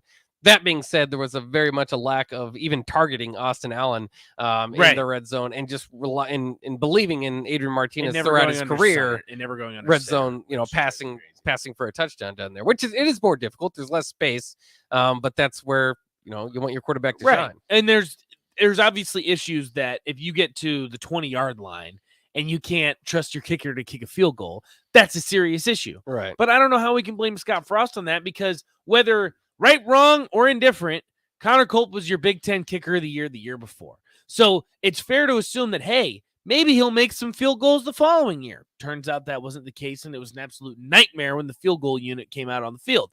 But I'm not blaming Scott Frost for that. You can't. Well, and Connor Colt's interesting altogether, just because in 2020, like I said, went 13 of 15, just 1 of 1 over 40 yards. So I guess when you're looking into it, and that's what I would look into a lot more than, hey, somebody gave him an award, is kind of the numbers and to see how he kind of played out, and that makes you feel better. He was pretty solid from within 40 yards, and so that would help him win the award. Interestingly enough, and I wonder how much it had to play into it. he actually was pretty good from deep last year. And when I say pretty good, he hit a few of them. He was 2 for 5, not great, but over 40 yards and including over 50 yards once, or maybe even twice. I have to go look at twice. Yeah. I'm looking up the numbers right now. So in total, he was 6 for 12. Didn't take a field goal between 1 and 19 yards. That makes sense. Usually at that point, you're going for it if you're on the goal line. Between 20 and 29, 3 for 4. You shouldn't ever be missing a 20 to 29 yarder if you're a Division I football player. Here's the issue: is between 30 and 39 yards, he was 1 for 4. Yeah. And that's the thing, is we talked about it off air, Bach. If you're kicking a 30-yard field goal, that means that you are at the 13-yard line. So if you're between the 13 and the 23-yard line, that's kind of no man's land. A lot of us are saying, okay, depending on the yardage, you're probably going to kick a field goal. You can't even trust him to kick a field goal at that point. And when you do send him out there, he's 1 for 4. Like that is so much of the issues that you look back to last season, that it was kind of the perfect storm, because whether you want to blame Frost, Adrian Martinez, whatever it may be, you also got to throw special teams in there too.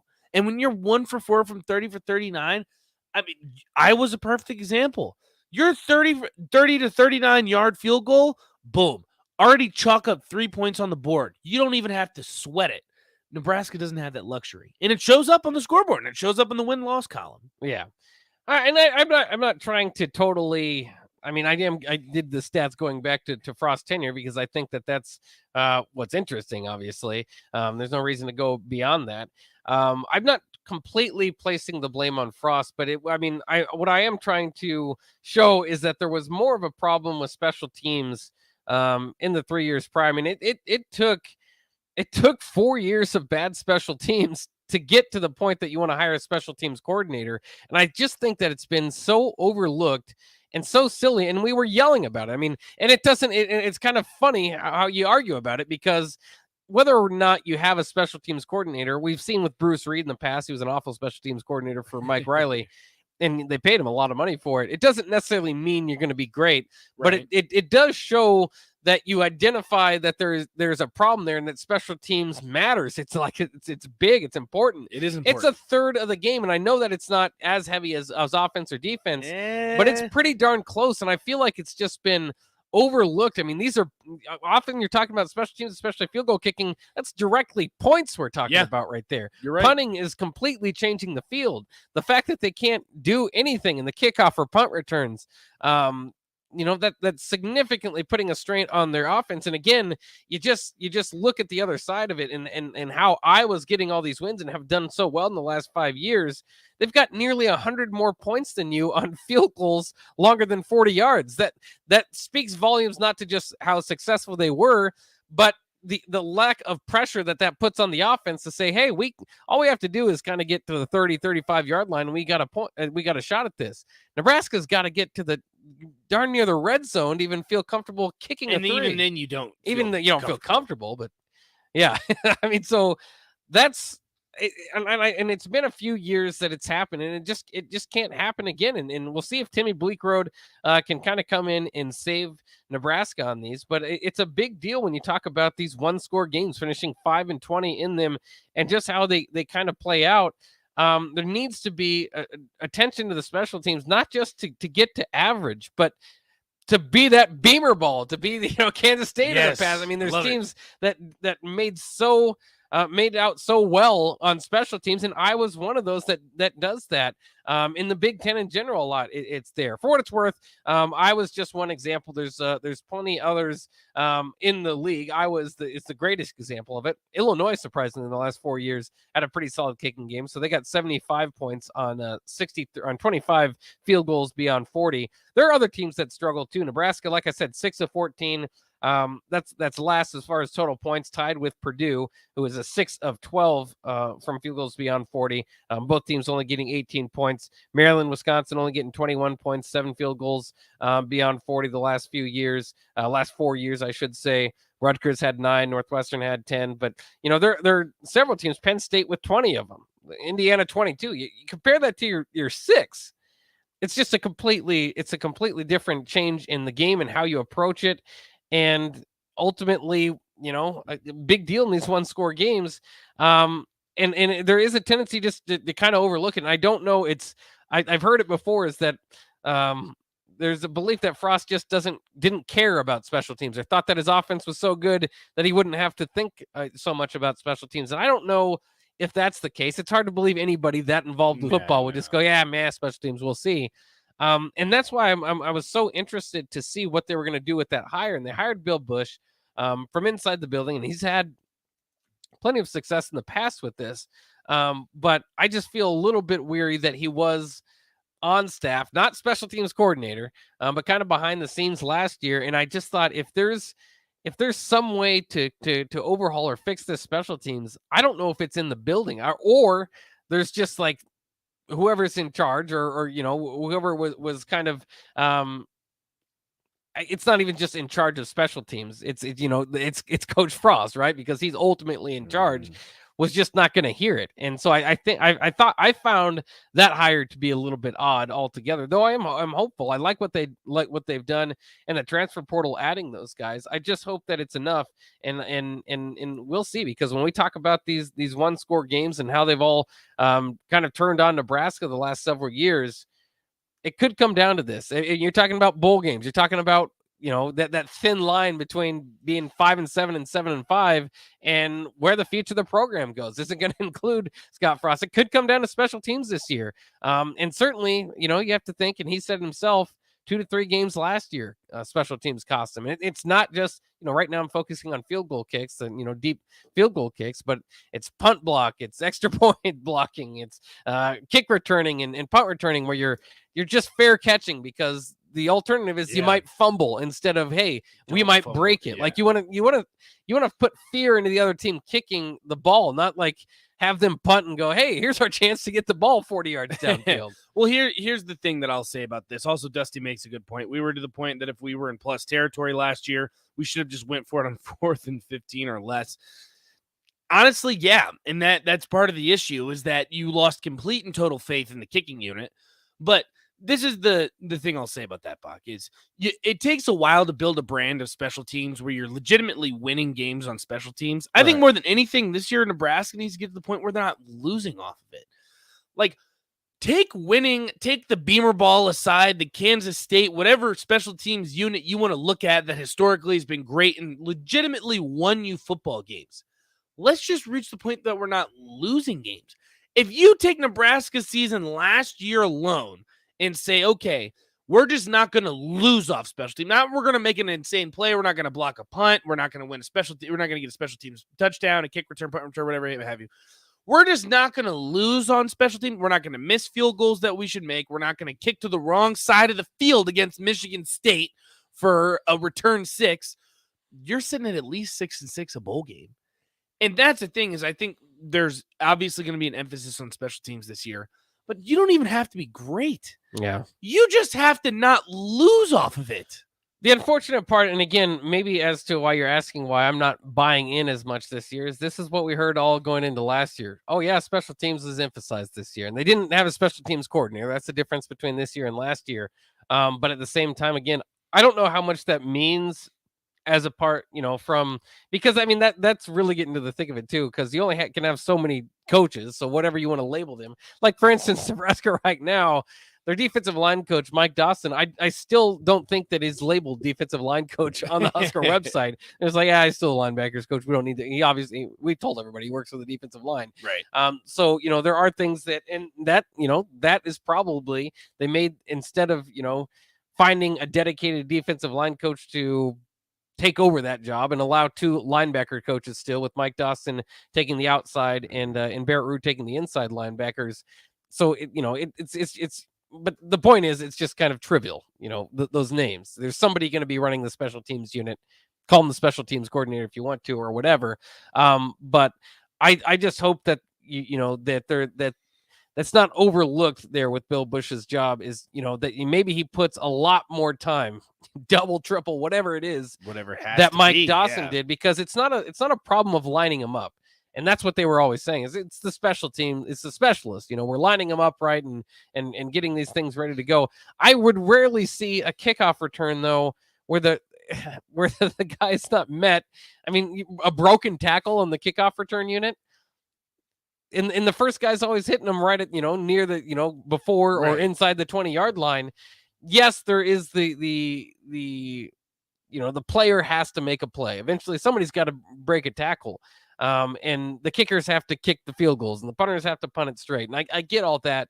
But again, it adds up over the years. And so when they're emphasizing it this year with the special teams coordinator, I hope that's not just lip service. I hope that that's like, hey, we're putting in, I don't care what it is, 9 hours a day, pick your whole work day.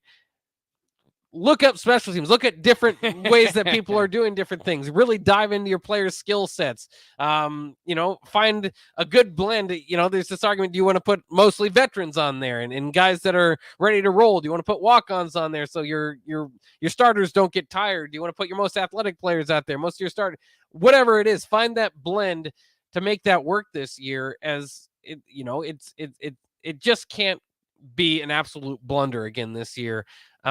Because I think when we talk about final records and we talk about what's it going to take for Scott Frost to keep his job, more than anything, it's going to take improvement. It's going to take a lot of it's the eye test of what has been holding Nebraska back. Are they making strides in those areas, or are they winning more games because the ball went their way a few more times against an easier schedule? And so they're 7-5 instead of 3-9 last year. That's not what I want to determine. I want to say, hey, the special teams, I've seen significant strides made. The offensive line, as far as pass protection, man, that's a lot better. Penalties, timely penalties, just undisciplined ball, significantly cut down. That's when I'll start believing in Scott Frost, more so than any record that he achieves this season. Yeah, it depends on what that record is. Also, Dusty makes a good point, which I've never really thought about it this way. In a sense, maybe was it good for Nebraska to go 3-9? Because he says, say we went 6-6 last year, which was what I brought up. Just a couple field goals go your way, maybe a few special teams blunders like against Michigan State. Don't even get me started. That's always the example that I use of how Nebraska's season just. If you want to look at one game and define Nebraska's season, it's got to be the Michigan State game, right? Because then, and I always bring this up, the second half, you didn't give up a first down. Legitimate, you went an entire half of Division I, Power 5, Big Ten football against a team that went to a New Year's Six Bowl, had the Doak Walker Award winner in the backfield, and didn't give up a first down. Amazing. And you lose. And the thing is, it's one thing if you didn't score, they were leading in the second half, and you didn't give up a first down. Good Lord. But he said, sorry, I had to go off on a little rant right there for a second. Say we went 6-6 last year. Would we have the coaches that we have now? That's an interesting question. I am going to say no.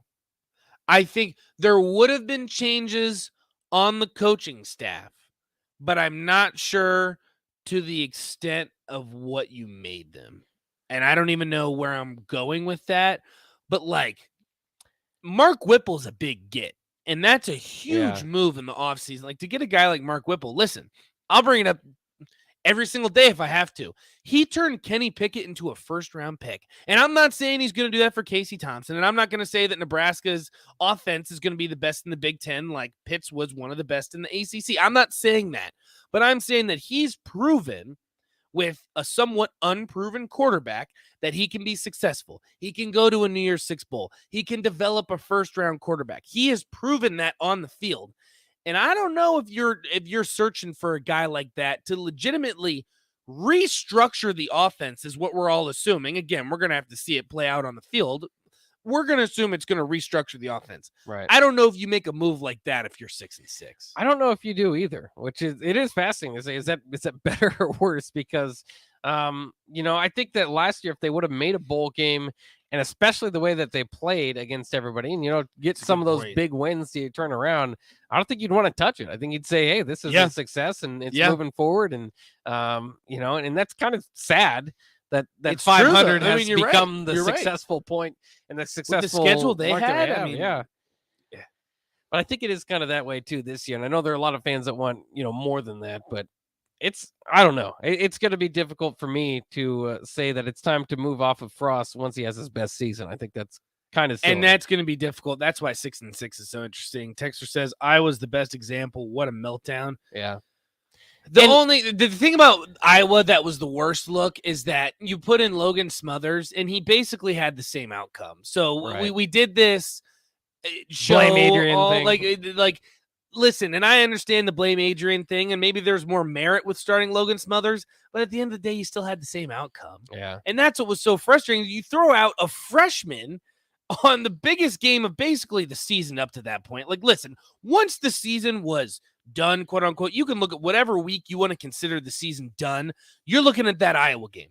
Okay, let's at least get that off of our chest. Let's finally beat Iowa. We're at home. We're favored. The first team in the history of college football to be favored at 3-8 versus an 8-3 team. They're ranked at the time. Sell out at Memorial Stadium. Let's at least win that game. And then you completely collapse, partially due to the special teams, partially due to Logan Smothers having late turnover, whatever you want to blame it. But Iowa's a good example, but I still look at that Michigan State game, man. Like that. Yeah. That the was singular play. That hurt. The thing about the Iowa game that really hurt, though, too, and sometimes, again, I'll say this, Frost does not do himself favors in the post game. Like, sometimes in the press conference, sometimes it's like, that's more of a you thought. Don't tell everybody that. Was basically that he said that he felt like the game was over, or like the sideline kind of felt like the game was over once Iowa blocked that punt. You can't do that. And as a fan, I'll be honest. As a fan, it felt the same way. Oh yeah, absolutely. When Iowa was up, because I was at the Haymarket for this game, so there were a bunch of Iowa fans obviously there, and they were like, "Okay, like this game is basically over. Like let's start drinking, let's have a good time." And I'm sitting there the whole time. I'm like, "Listen, I've seen this before. This game is not over." Lo and behold, I thought at the end of the day Nebraska was still going to win. I'll be entirely honest with you. I thought I would make a comeback. They'd make it interesting at the end. Nebraska would come out to win. You're a big Logan Smothers guy. No, I'm a huge Logan Smothers guy. Yeah. That game, listen, I think it is ridiculous to pin that game on Logan Smothers. Look, for a freshman to be thrown into that position and play as well as he did, listen, he did everything up until that fourth quarter when obviously things took a complete and total turn. The momentum changed on both sides of the football. Logan Smothers put you in a position to win. And he's not the starter. It's his first legitimate look in a college football game. 90,000 fans in the stadium. That's a lot of pressure for a kid playing his first college football game. And he played well in the first three quarters, and he put you in a position to win. That game is not on Logan Smothers. Yeah. I just always go back to, speaking of special teams, my favorite moment of that game is mid-third quarter. Kirk Ferentz down 3 possessions, 20 points. He took a field goal. Kicks the field goal. He took a field goal. To narrow it down to 3 possessions. Still 17 points. That was, honestly, what when it a happened, stud. too, that was funny. That was funny, and it worked out in his favor. And it was just like, that's the worst part. I couldn't even. If I was an Iowa fan, I would be mad. irate at the time when he did that. know. But gosh, playing Kirk, chess. he knows. He's playing chess. He's a few moves ahead. We'll take a quick break here on the block. We'll get in contact with Strick. He wants to do hitting the hardwood, getting into Game 3 tonight. Also, some other interesting storylines here in the NBA. So we'll get to that next year on the block on 93.7 The Ticket. My computer was a dinosaur, and our TV, well, let's just say it was definitely time for an upgrade. But finding a way wasn't so simple. And then I found it. A research study at Solarion. I searched the studies and found a perfect match for me. I earned cash for the study and was able to make those much-needed upgrades. Plus, I made an impact on medical research. Find a study and sign up today at helpresearch.com. You should consider the risks of the research before you agree to participate.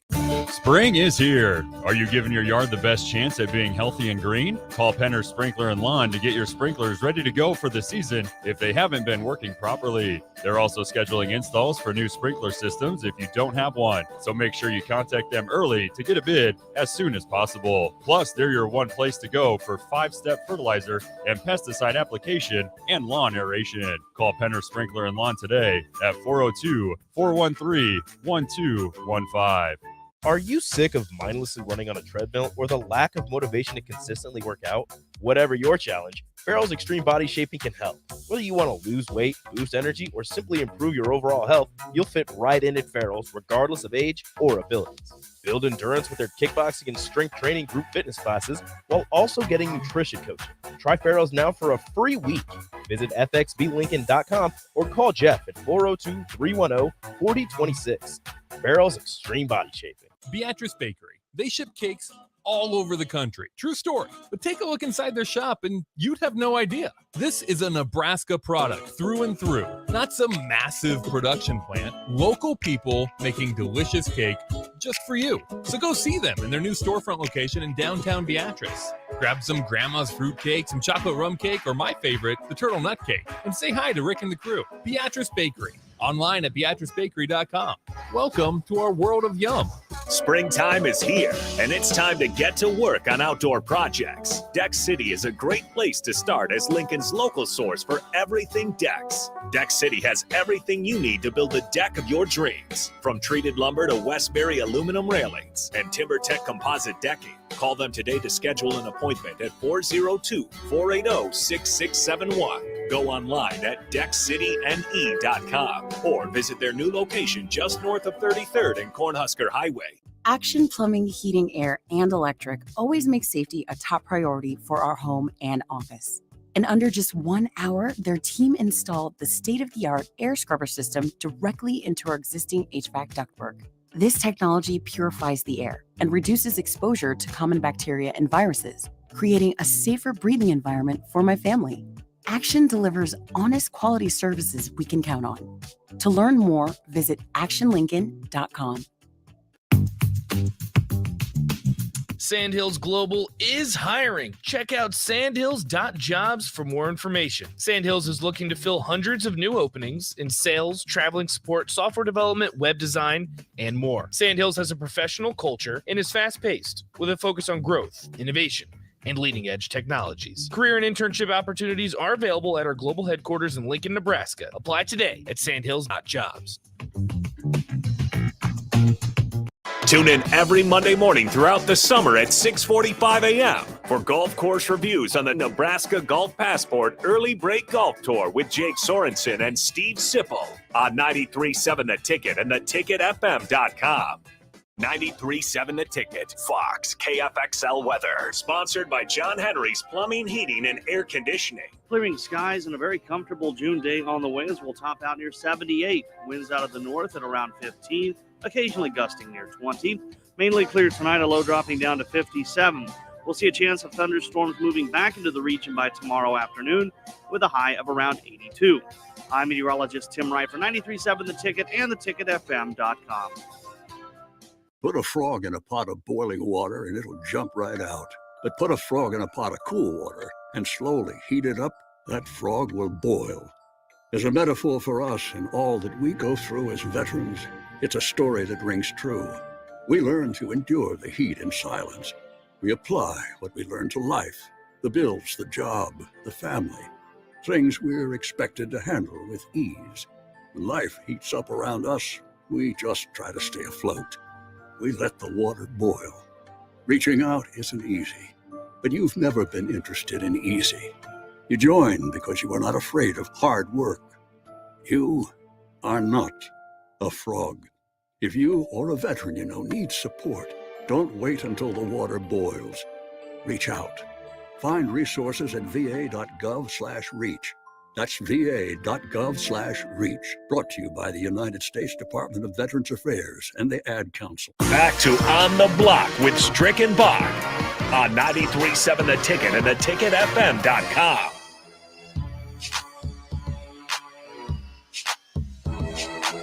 It's time to hit the hardwood with Strick as it is ready for Game 3 tonight between Boston and Golden State. Heading back to the East Coast. We'll see if Boston can get it done at the Garden, or maybe Golden State can get a road win. Boston hasn't been very good at home, actually, in this postseason run. But also, neither team has lost twice in a row this postseason run. So, according to that, at least Boston is due. We bring on Strick here as he is on his way doing some traveling, but still able to join us here for Hitting the Hardwood. Strick, what are your most intriguing storylines heading into Game 3 here?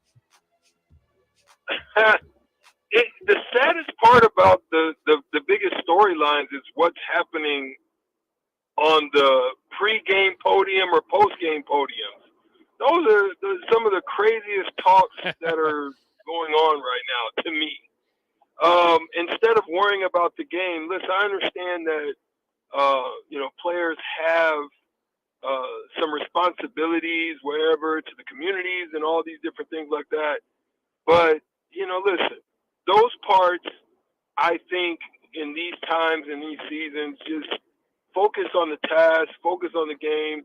If your mind is on all these other things that are going on, yes, we understand what it means and the effects that it have, but, the stuff that Jaylen Brown is talking about and possibly having boycotts and stuff. Come on, man.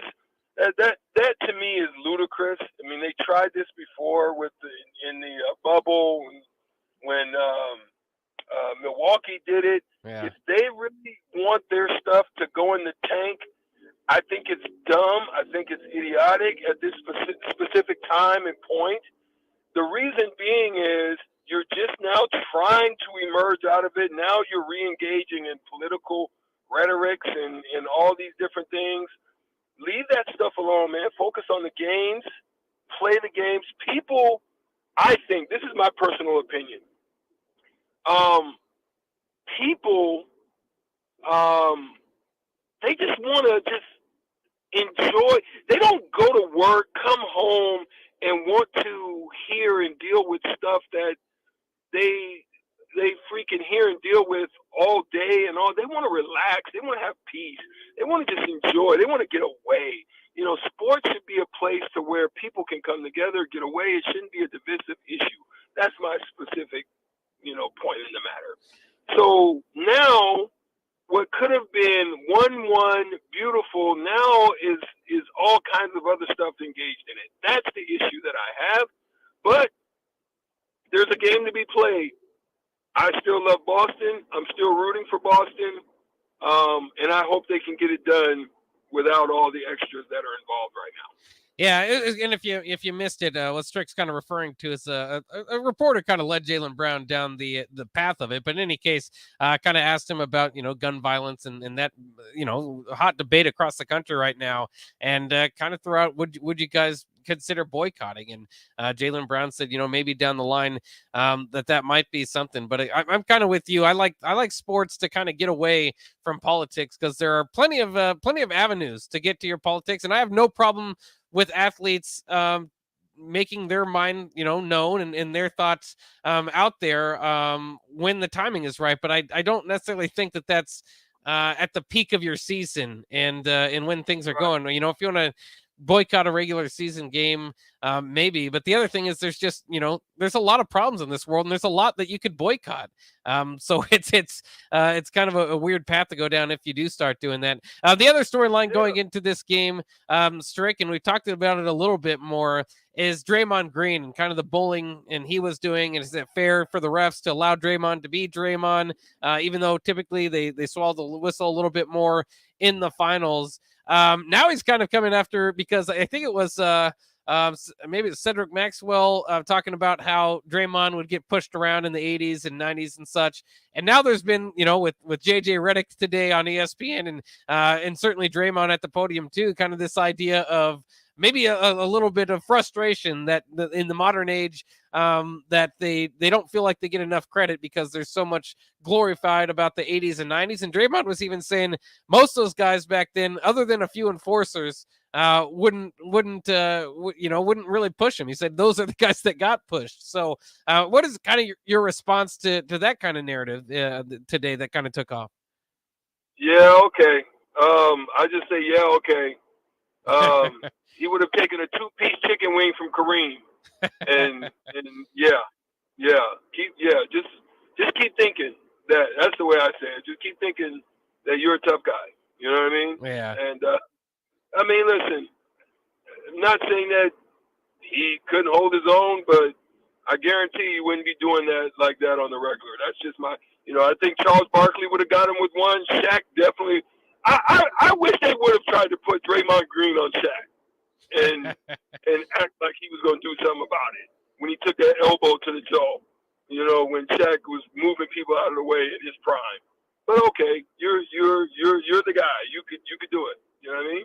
Okay. Yeah, it's certainly fascinating. Just kind of the the frustrations that's going there. And we've talked about it again before, but I want to hit it again tonight because it's fascinating to see what Boston's going to do. What is the reaction to the narrative that Draymond kind of threw them off their game, and clearly they were drawn back and forth, but not taking it to that next level. So Boston, Draymond's going to do it again. He's going to get boos from the crowd. We'll see if he goes the Kyrie route and flips some of them off.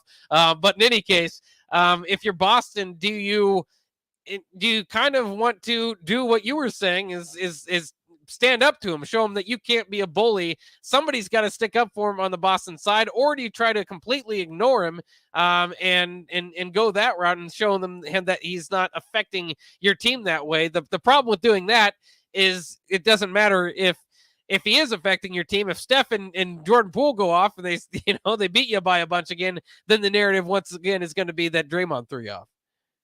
Well, listen, Golden State has done this before. There was a time, I want to say maybe 2010, maybe 12.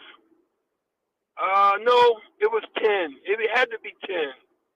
When Dallas Mavericks were top seed, they were playing very well, and a Golden State team with I think they had Baron Davis and a couple guys. Steven Jackson was on that team. Yeah, that crew, and that was the method that they were gonna take. And they said, we're going to bully Dirk. We're going to get in his face.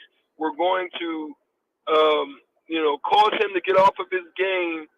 We're going to get all up in his jock strap and let him feel us.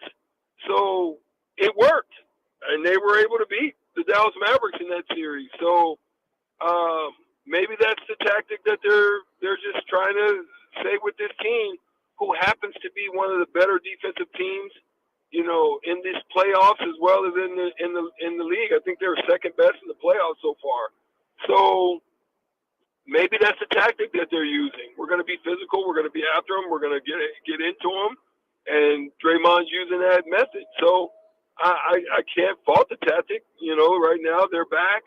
It's tied, and we'll see if it continues.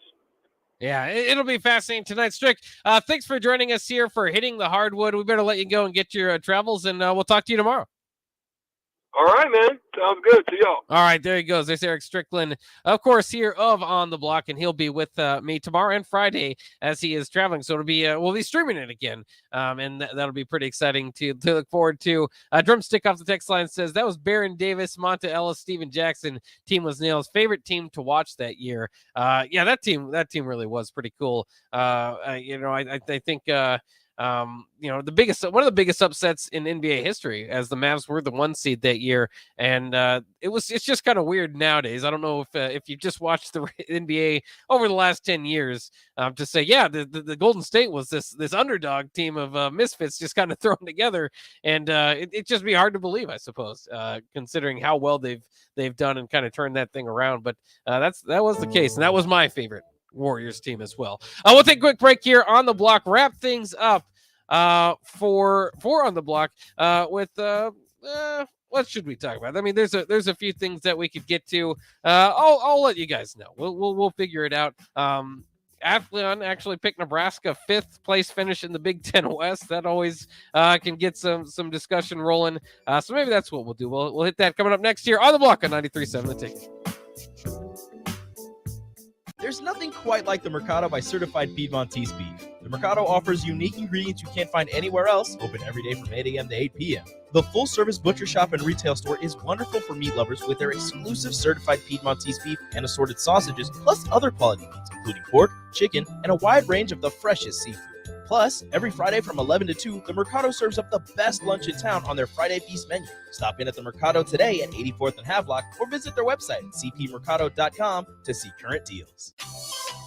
The new 18-hole course is now open at Adventure Golf Center. You knew them before for their 36 holes, and now experience a brand new style of miniature golf with par 3s, 4s, and 5s. It's a new concept to the Midwest with holes longer than before and unique hazards throughout the course. And it's fun for golfers of all ages and skill levels. Plus, there's a bar on the course that serves alcohol. Try the new 18-hole course today at Adventure Golf Center at 56th and Old Cheney. Southeast Community College has learning centers in Falls City, Hebron, Nebraska City, Plattsmouth, Wahoo, and York, so that you can take credit and non-credit classes at a center nearby without having to travel an hour or more to campus. By taking online classes and those at a learning center, you can earn your degree from SEC where and when it's convenient for you, all at a cost that won't stand in the way of your education. Learn more about SCC's learning centers at southeast.edu/learning centers. SCC, your path to possible.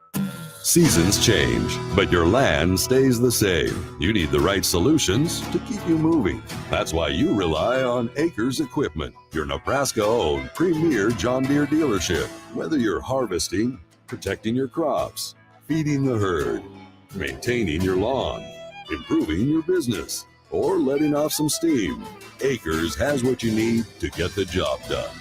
Acres Equipment, solutions for every field. Brown Shoe Fit is gearing up for spring with new inventory on the way. They're stocking up on new spring sandals and athletic shoes daily in brands like Brooks, Hoka, Keen, Merrell, On, and many, many more. Browns has the local professionals to get the proper fit, aided by their high-tech foot scanner by Atrax. Spring is the season to be active and busy. Don't let your feet lose their support with old rundown shoes or sandals. Stop by Brown's Shoe Fit today, just south of 66th and Q in Lincoln.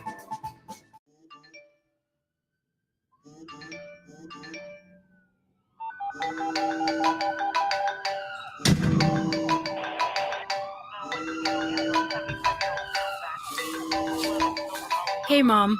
Yeah, I got in a crash. I'm okay. I was wearing my seatbelt. People count on you to buckle up. Click it or a ticket. Brought to you by the NDOT Highway Safety Office. Are you sick of mindlessly running on a treadmill or the lack of motivation to consistently work out? Whatever your challenge, Farrell's Extreme Body Shaping can help. Whether you want to lose weight, boost energy, or simply improve your overall health, you'll fit right in at Farrell's regardless of age or abilities. Build endurance with their kickboxing and strength training group fitness classes while also getting nutrition coaching. Try Farrell's now for a free week. Visit fxblincoln.com or call Jeff at 402-310-4026. Farrell's Extreme Body Shaping. Working at Continental in Lincoln isn't a job, it's a career. And right now they've raised wages again and they're hiring for production operators at $22.07 per hour and other select jobs starting at $23.77 per hour, with wages growing up to $29.71 per hour. Continental also has salaried jobs available and great benefits, plus medical and prescription costs at very low premiums. Dental, vision, and life insurance are offered at no premium cost to the associates. To learn more or to apply, go to continental-jobs.com with keyword Lincoln. Come work at Continental today. Springtime is here, and it's time to get to work on outdoor projects. Deck City is a great place to start as Lincoln's local source for everything decks. Deck City has everything you need to build the deck of your dreams, from treated lumber to Westbury aluminum railings and TimberTech composite decking. Call them today to schedule an appointment at 402-480-6671. Go online at deckcityne.com or visit their new location just north of 33rd and Cornhusker Highway. Pillar Restaurant Group is proud to announce the full opening of our brick-and-mortar venue-at-home store, Lincoln's new premier specialty grocers. This store is home to our brand new Butchery by Venue. Get the finest Nebraska steaks, hand-cut in-house by our butcher, prepared for our restaurants, and available for you to take home. With hand-selected specialty seafood, charcuterie, wine, bourbon, and liquor options. Come in today to see what we have to offer at 70th and Pioneers in the Pioneer Woods Shopping Center. Open from 10 a.m. to 7 p.m., Monday through Saturday. This message is for Karina, our mom who finished her high school diploma at age 28. Hi, Mom. It's Emmettith and Nicholas. Congratulations on getting your diploma. You worked so hard and have taught us so much. We love you. When you graduate, they graduate. Finish your high school diploma for you and for them. Visit finishyourdiploma.org to find free and supportive adult education centers near you. Brought to you by the Dollar General Literacy Foundation and the Ad Council. back to On the Block with Strick and Bach on 93.7 The Ticket and theticketfm.com.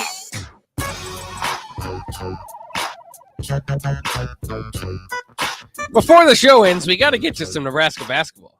I mean, we are big fans of Nebraska basketball after all. And Strick used to play for him. I don't know if you know that, but he's obviously, again, we mentioned he's traveling, so he's sitting out of this segment. Nate back in here with me. And Nebraska basketball, man, that season was tough. Certainly interesting as you had your 5-star there. You had your, obviously, your transfer as well as Pac-12 Sixth Man of the Year. In Alonzo Verge, and things just didn't turn out. This year, you don't have that type of hype, I suppose. You don't have those type of guys coming in. But what they do have, and what Fred Hoiberg emphasized in his radio appearances, they have winners. They have guys that have coming from winning programs, and hopefully they can kind of make that change here at Nebraska. Other notes that I thought were kind of interesting is basically exactly what I wanted to hear. Sounds like C.J. Wilcher has lost some weight, is kind of tightening up. I think that's something you would expect as he, kind of progresses through his career. And it's not like he was in bad shape or anything, but I think he could his playing weight could go down a little bit. I think that will benefit him. Willem Breidenbach coming back. He's obviously coming off that injury. Things appear to be going well there. And then the other thing, Derek Walker, they've said that he's working on stretching his shooting a little bit. So he's a guy that we remember. I don't even remember what he finished with, but it was like over 60% field goal percentage from the floor, pretty high 60s if I remember correctly. Set a new Nebraska record, but it was all very close to it. Stretch it out a bit. If he can stretch it out and make you respect that jumper, doesn't even have to be all the way to the 3-point line, but just, that elbow range jumper. Then he's going to have those defenders on their feet a little bit there. A lot of good news. At least they're working on the right things, and kind of reminds me. Leslie Smith used to be kind of that type of player for Nebraska's tournament team. Same kind of body type, I suppose, more of a power forward type. And it's kind of interesting because when he played, he didn't stretch the floor at all, and so I kind of just figured, he just can't shoot. And then I played with him downtown. That guy lit up everybody. It's like, why didn't they let you shoot on when you're on the team? Right. So it's kind of interesting sometimes how that plays out. But hopefully Derek Walker can add that to his game. Yeah, no, it'd be nice. I think it will be a better season for Nebraska ball. I'll say that. I don't know exactly what that entails. I don't know what that means. I'm not giving you any type of prediction whatsoever. But I think it'll be better. Yeah, if you don't like I said, there's the predictions for Nebraska football aren't too high. If you're looking at West predictions from across the landscape, outside of Nate, I think it's going to be the same thing in basketball. But I think that it might kind of get back to the feeling that Nebraska basketball honestly belongs in, which is the underdog that's going to have to punch up and work hard. But it's that mentality of working and grinding, because you're not going to win any game on talent alone. No. And I don't think that's the case for this team. So maybe that will be something that kind of sustains and gets them to where they need to be heading into the season this upcoming year. So I love checkups on Nebraska basketball. I'll say it every day. Any day with Husker basketball is better than a day without it. So that'll wrap it up for On the Block today. Ticket Weeknights coming up next, so stay tuned. We'll be back on the block and for the Ticket Water Cooler tomorrow. Have a good night.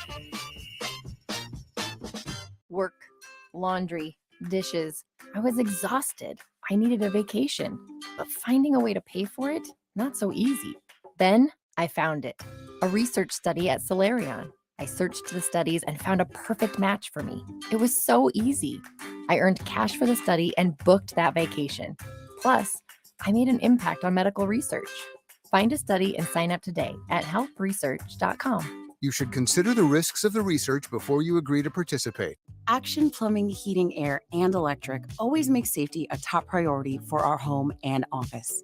In under just 1 hour, their team installed the state-of-the-art air scrubber system directly into our existing HVAC ductwork. This technology purifies the air and reduces exposure to common bacteria and viruses, creating a safer breathing environment for my family. Action delivers honest quality services we can count on. To learn more, visit actionlincoln.com. Tune in every Monday morning throughout the summer at 6:45 a.m. for golf course reviews on the Nebraska Golf Passport Early Break Golf Tour with Jake Sorensen and Steve Sipple on 93.7 The Ticket and theticketfm.com. You know that feeling after a good, hearty meal? The worries of the world just slip away. Time slows down. Nothing but good times and good company. That's what you get with Mary Ellen's Food for the Soul. Mary Ellen's does food right, with a menu that includes smoked wings, pulled pork, brisket, catfish. And don't sleep on their sides, shrimp and grits, collard greens, baked beans. It's food that makes your heart happy. Mary Ellen's Food for the Soul, just east of 27th and Pineland.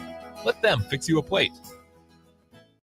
Mike Schaefer here for Trek CBD. Springtime is here, and that means you're outside more in nice weather and maybe even having garage parties with neighbors. The drink of this spring and summer isn't your typical seltzer. It's drinkable Delta 8. Yep, Trek CBD has drinkable Delta 8 seltzers with mango and lime flavors for 4-packs and 12-packs, coming in a variety of mango, watermelon, lime, and berry. They also have hemp